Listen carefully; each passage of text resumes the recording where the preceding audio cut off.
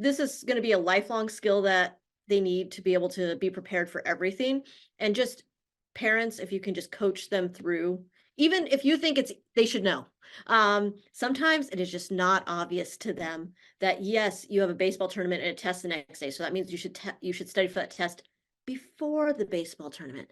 They may not have thought about that. They may be thinking, I'll get home from that and I'll do it. So sometimes to stay organized, I recommend paper, and I recommend just kind of even saying the most obvious things. I tried more the digital calendars for my scheduling and stuff and went back to Yeah. one of these. It's paper. And what I did also was that I made it fun for myself. So I do the kind of scrapbooking thing and use different colors and all that kind of stuff. So it doesn't have to be just that very boring calendar, right? Absolutely. I've seen some really cute ones online, even downloadable and printable ones that you make in your own binder that have doodle spaces or have stickers attached to them. So that way they can, sticker code things in their planner. Whatever your kid is into, definitely you can make it more their own.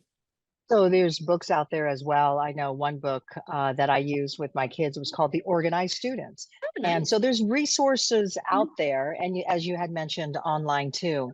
But this conversation that parents can have with their student or their child on why study habits are so important. So could you give me maybe a dialogue to help parents kind of talk to their kids To get about through. you really need to develop these. So we think that planners are pretty self-explanatory, but I think that from what I've seen, it's not for our students. Really, step by step. Hey, bud, you have a math test on Thursday. What does that look like in your planner?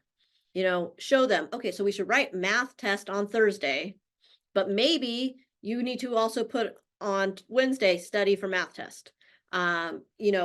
What did you do in science today? Some schools like students to write the learning objective for each subject in their planner daily. Some schools have them put their assignments in. So check and see what your school wants you to do, but really teaching your child how to use a planner. And if you yourself don't know how to use a planner, there's no shame in that. We don't all have these skills. It's something you can learn and YouTube it, right? Like YouTube some tips. Ask a colleague that you know that has a cute scrapbook planner.